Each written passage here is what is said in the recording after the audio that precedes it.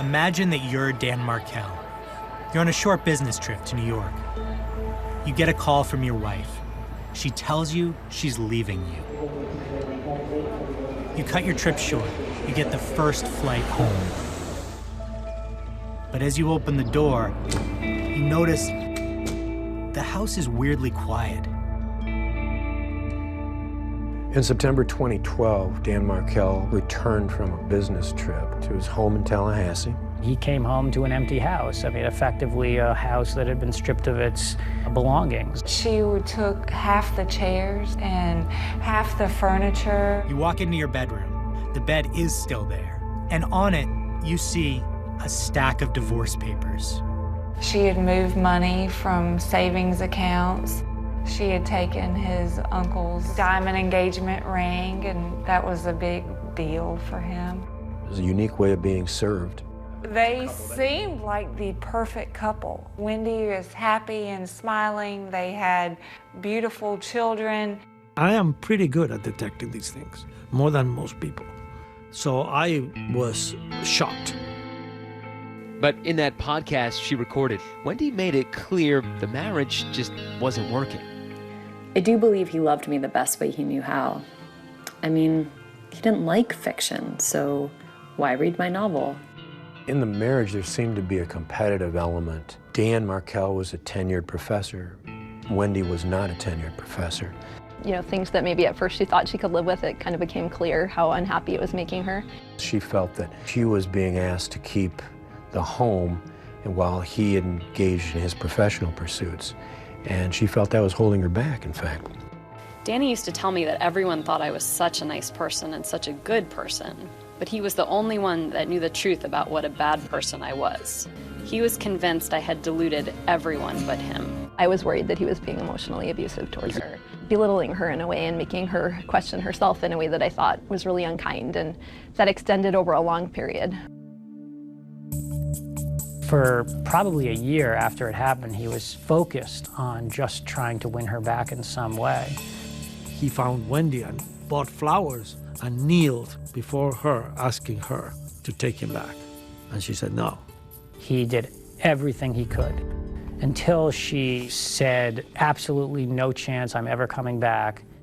She had been talking to him for a long time about her unhappiness, thinking about divorce. He told her that, you know, if she ever did that, you know, she'd never see her kids again, she'd be penniless. She left in the way that the lawyer judged safest for her and the kids.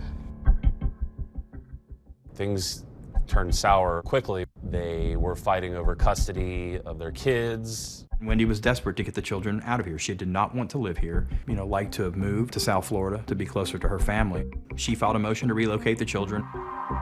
The acrimony and the fighting over the two boys was extreme. It could not have been more personal, more nasty. Dan was almost panic-stricken about not being a father to his children. He would give up almost anything if he could just get an agreement where he could go hug his children and kiss them goodnight every night. And she basically played every card she could. She made every argument she could, and then the court rejected it. The way that the marriage settlement had been arranged was they split custody. So the children were going to stay in Tallahassee. And there was a sense that Wendi was really stuck. It was all like adversarial from that point.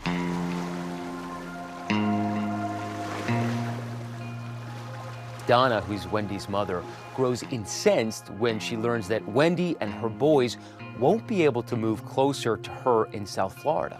Danny made it clear to me that Donna did not like him. He would do a lot of Skype with the children. And one time, one of the sons said, "Grandma called you stupid."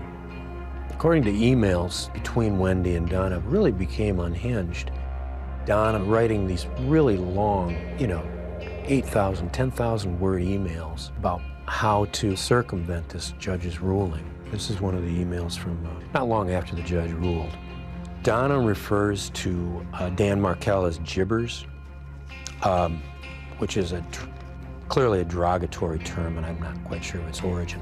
It says, "It's time to take control of your life and not let gibbers think he just won anything by having you remain in Tallahassee." Let's show this what will make him absolutely miserable. You know his weak points: money, religion, control. If you can see a woman who's really staying up too late thinking about this too much, was a little bit obsessed. Let Jibbers know your children will be baptized in the Catholic Church. Take control from him. He's going to want you to stop this. Donna actually suggests to Wendi that they convert the grandkids to Christianity because she thinks, well, Dan is such a devout Jew that he would prefer seeing his kids be moved away from him to Miami than keep them in Tallahassee as Christians. That gives you a sense of how desperate Donna seemed to be. Dan was pushing for only supervised visitation with the grandmother. It was bitter. They argued over seeing the kids, when they would see the kids. At some point, it starts to taper off a little bit, at least stabilized, to the point where Dan and Wendi can both get on with their lives. And for both of them, that did mean dating. So Wendi was introduced to a social work professor at FSU, Jeff Lacasse. This is one of the first things that people point out about Jeff is that he looked a little like Dan, strangely. Dan is dating as well. He found a new girlfriend that he really, really liked, and that relationship had kind of taken off. I said, you're having fun in life again, you're smiling a lot. The divorce no longer defines you. You have to start celebrating those things and walk away from this negativity. And he walked away from that conversation saying, you're right, and I really need to do that.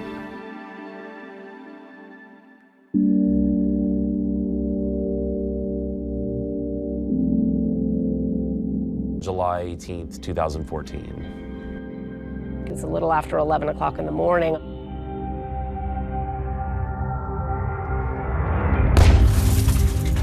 A neighbor heard a loud pop at Dan Markel's house. He was parked in his black Honda in the garage.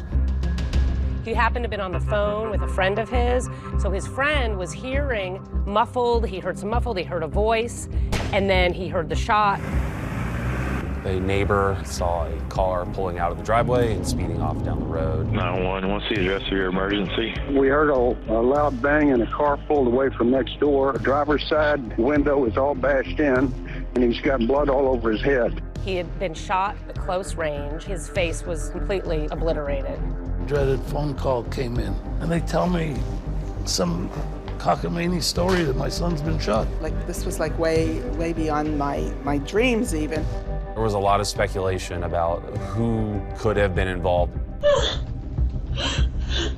Who would do this? I don't know. That's why you're here, and that's why we're talking.